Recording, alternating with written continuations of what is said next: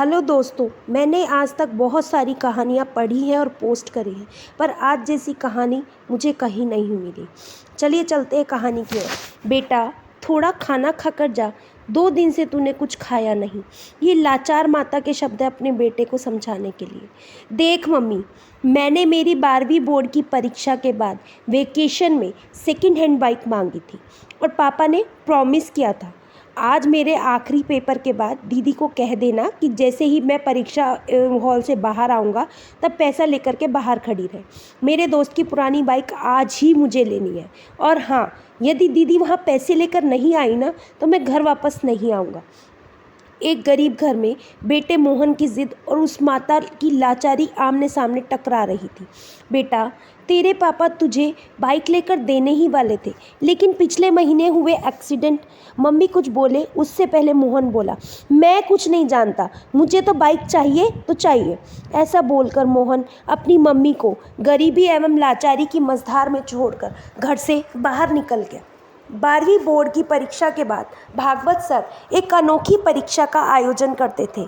हालांकि भागवत सर का विषय गणित था, किंतु विद्यार्थियों को जीवन का भी गणित समझाते थे और उनके सभी विद्यार्थी विविधता से भरे ये परीक्षा अवश्य देने जाते थे।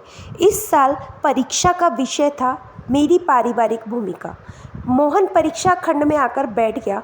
उसने मन में सोच रखा था, गांठ बांध रखी थी कि यदि मुझे बाइक लेकर नहीं देंगे तो आज मैं घर नहीं जाऊंगा। भागवत सर के क्लास में सभी को पेपर वितरित हो गया, बांट दिया गया। पेपर में 10 क्वेश्चंस थे। उत्तर देने के लिए 1 घंटे का समय दिया गया। मोहन ने पहला प्रश्न पढ़ा और जवाब लिखने की शुरुआत करी। पहला प्रश्न था, आपके घर में आपके पिताजी, माता जी, बहन, भाई और आप कितने घंटे काम करते हैं, सविस्तार लिखिए। मोहन ने जल्द से जवाब लिखना शुरू कर दिया। पापा सुबह 6 बजे टिफ़िन के साथ अपनी ऑटो रिक्शा लेकर निकल जाते हैं और रात को 9 बजे वापस आते हैं। कभी कभार वर्दी में जाना पड़ता है। ऐसे में लगभग टोटल 15 घंटे। मम्मी सुबह 4 बजे उठकर पापा का टिफ़िन तैयार करती है, बाद में घर का सारा काम करती है। दोपहर को सिलाई का काम करती है और सभी लोगों के सो जाने के बाद वह सोती है, लगभग रोज़ 16 घंटे। फिर अपनी दीदी के बारे में उसने लिखा, दीदी सुबह कॉलेज जाती है, शाम को 4 से 8 पार्ट टाइम जॉब करती है और रात्रि को मम्मी के काम में मदद करती है, लगभग 12 से 13 घंटे। मैं सुबह 6 बजे उठता हूँ और दोपहर स्कूल से आकर खाना खाकर सो जाता हूँ। शाम को अपने दोस्तों के साथ टहलता हूँ। रात्रि को 11 बजे तक पढ़ता हूँ, लगभग 10 घंटे। इससे मोहन को मन ही मन लगा कि उसका कामकाज में औसत सबसे कम है, वो सबसे कम मेहनती है। पहले सवाल के जवाब के बाद मोहन ने दूसरा प्रश्न पढ़ा। चलिए चलते हैं दूसरे प्रश्न की ओर। आपके घर की मासिक कुल आमदनी कितनी है? पापा की आमदनी लगभग 10,000 रुपये, मम्मी एवं दीदी की मिलाकर 5,000 जोड़ते हैं, कुल आमदनी 15,000 रुपये। अब आया प्रश्न नंबर 3। मोबाइल रिचार्ज प्लान, आपकी मनपसंद टीवी पर आ रही 3 सीरियल के नाम, शहर के एक सिनेमा हॉल का पता और अभी वहाँ कौन सी मूवी चल रही है उसका नाम आपको लिखना है। इस प्रश्न का जवाब आसान होने से मोहन ने फटाफट 2 मिनट में इसका उत्तर लिख दिया। फिर नेक्स्ट प्रश्न था, 1 किलो आलू और भिंडी के अभी के हाल की कीमत क्या है? 1 किलो गेहूँ, चावल और तेल की कीमत बताइए। और जहाँ पर घर का गेहूँ पिसाने जाते हो उस आटा चक्की का पता क्या है? मोहन को इस सवाल का जवाब नहीं आया। उसे समझ में आया कि हमारी दैनिक आवश्यकताएं, दैनिक ज़रूरतों की चीज़ों के बारे में तो उसे नाम मात्र का भी ज्ञान नहीं है, लेश मात्र भी ज्ञान नहीं है। मम्मी जब भी कोई काम बताती थी तो मना कर देता था। आज उसे ज्ञान हुआ कि अनावश्यक चीज़ें, मोबाइल रिचार्ज, मूवी का ज्ञान इतना आवश्यक नहीं है। अपने घर के काम की जवाबदेही लेने से या घर के काम में हाथ बटाने से हम कतराते रहते हैं, जबकि ये हमें बहुत कुछ सिखाता है। नंबर 5, आप अपने घर में भोजन को लेकर कभी तकरार या गुस्सा करते हो? उसने जवाब में लिखा, हाँ, मुझे आलू के सिवा कोई सब्ज़ी पसंद नहीं है। यदि मम्मी और कोई सब्ज़ी बनाए तो मेरे घर में झगड़ा होता है। कभी मैं बगैर खाना खाए उठ खड़ा हो जाता हूँ। इतना लिखते ही मोहन को याद आया कि आलू की सब्ज़ी से मम्मी को गैस की तकलीफ़ होती है, पेट में दर्द होता है। अपनी सब्ज़ी में वह अलग से अजवाइन डालकर खाती है।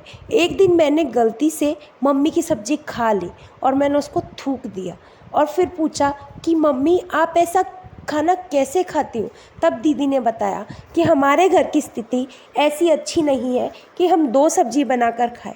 तुम्हारी ज़िद के कारण मम्मी बेचारी क्या करे। मोहन ने अपनी यादों से बाहर आकर अगले प्रश्न को पढ़ा।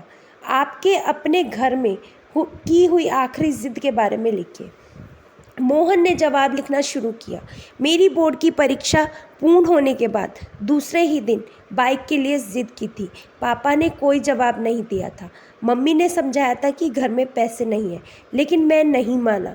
मैंने 2 दिन घर में खाना खाना भी छोड़ दिया।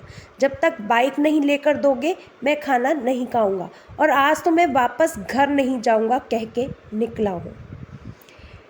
अब नेक्स्ट क्वेश्चन आता है, आपको अपने घर से मिल रही पॉकेट मनी का आप क्या करते हैं और आपके भाई बहन कैसे खर्च करते हैं, उसमें क्या फ़र्क है। उसने लिखा, हर महीने पापा मुझे 100 रुपये देते हैं। उसमें से मैं मनपसंद परफ्यूम, गॉगल्स कुछ भी ले लेता हूँ या अपने दोस्तों की छोटी मोटी पार्टियों में खर्च कर देता हूँ। मेरी दीदी को भी पापा से 100 रुपये मिलते हैं, वो खुद कमाती है और पगार के पैसे से मम्मी को आर्थिक मदद करती है। और हाँ, उसको दिए गए पॉकेट मनी को वो गले में डालकर बचत करती है। उसे कोई मोह शौक नहीं है क्योंकि वो कंजूस है। फिर अगला प्रश्न पूछा गया था कि आप अपनी खुद की पारिवारिक भूमिका को समझते हैं। प्रश्न बड़ा अटपटा और जटिल होने के बाद भी मोहन ने जवाब में लिखा कि परिवार के साथ जुड़े रहना, एक दूसरे के प्रति समझदारी से व्यवहार करना एवं मददरूप होना, एक दूसरे की हेल्प करना और ऐसे अपनी जवाबदेही निभानी चाहिए। मतलब हमें एक दूसरे की हेल्प करनी चाहिए, कोऑपरेट करना चाहिए। ये लिखते लिखते ही उसकी अंतरात्मा से आवाज़ आई कि अरे मोहन, तुम खुद अपनी पारिवारिक भूमिका को योग्य रूप से निभा रहे हो।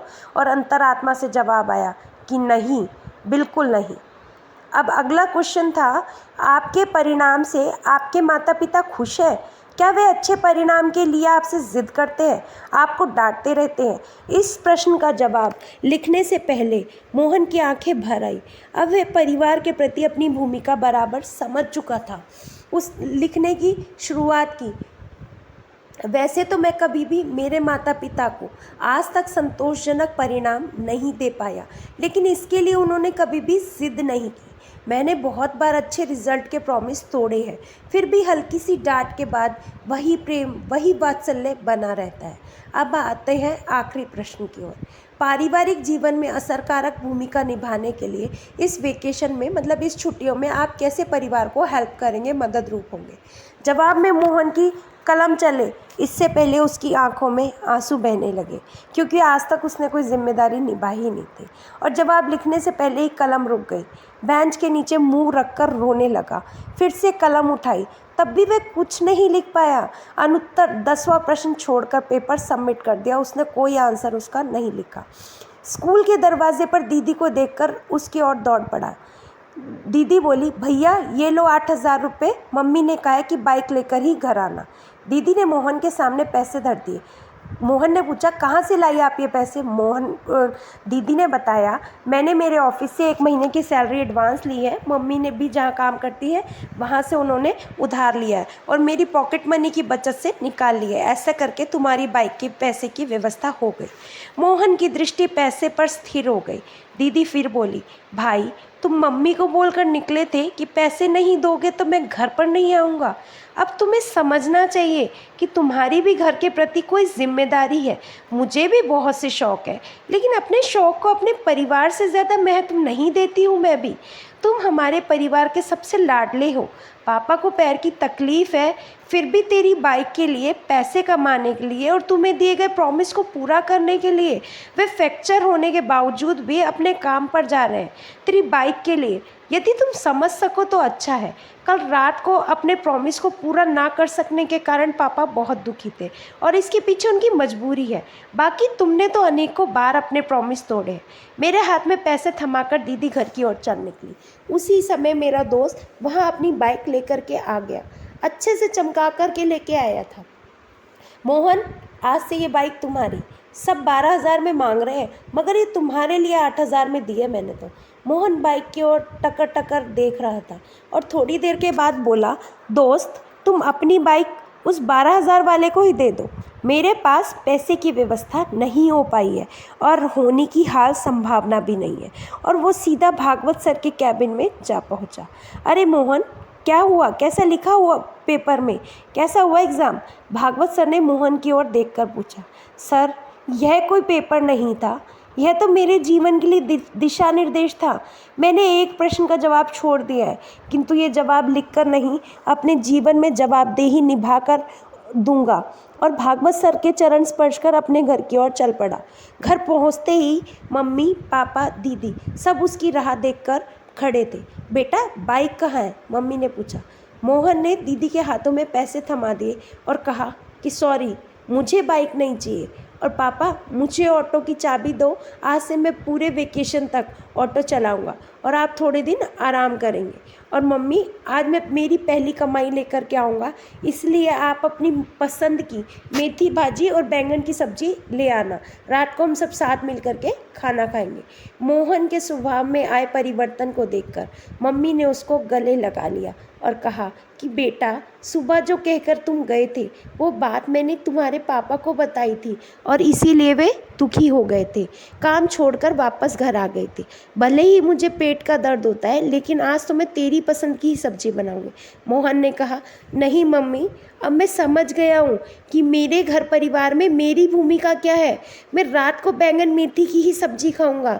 परीक्षा में मैंने आखिरी सवाल नहीं लिखा है, आखिरी जवाब नहीं लिखा है, वह प्रैक्टिकल करके ही दिखाना है। और हाँ मम्मी, हम गेहूं को पिसाने कहाँ जाते हैं, उस आटा चक्की का भी नाम और पता मुझे दे दो। और उसी समय भागवत सर ने घर में प्रवेश किया और बोले, वाह मोहन, जो जवाब तुमने लिखकर नहीं दिया वे प्रैक्टिकल जीवन जी कर दोगे। सर, आप? और यहाँ मोहन भागवत सर को देखकर आश्चर्यचकित हो गया। मुझे मिलकर तुम चले गए, उसके बाद मैंने तुम्हारा पेपर पढ़ा, इसीलिए तुम्हारे घर की ओर निकल पड़ा। मैं बहुत देर से तुम्हारे अंदर आए परिवर्तन को सुन रहा हूँ। मेरी अनोखी परीक्षा सफल रही और इस परीक्षा में तुमने पहला नंबर पाया है। ऐसा बोलकर भागवत सर ने मोहन के सर पर हाथ रखा। मोहन ने तुरंत ही भागवत सर के पैर छुए और ऑटो रिक्शा चलाने के लिए निकल पड़ा। मेरा सभी सम्मान्य अभिभावकों से आग्रह है कि आप भी इस पोस्ट को आगे फॉरवर्ड कीजिएगा, इस वीडियो को आगे फॉरवर्ड कीजिएगा और अपने बच्चों को भी इस वीडियो को सुनाइएगा। मैंने अपनी ज़िंदगी में आज तक नहीं पढ़ी कि प्रैक्टिकल जीवन में मैंने कमियां महसूस तो करी हैं, अनुभव किया है, लेकिन किस प्रकार से लोगों को समझाया जाए ये बड़ा एक मुश्किल काम है। इसीलिए मेरा आग्रह है, मेरा निवेदन है कि आप स्वयं और अपने बच्चों को इस पोस्ट को ज़रूर पढ़ाएं। आशा करती हूँ दोस्तों आपको ये कहानी अच्छी लगी होगी। कहानी अच्छी लगी हो तो चैनल को लाइक, शेयर, सब्सक्राइब करना ना भूलिएगा। कहानी को आगे फॉरवर्ड भी कीजिएगा।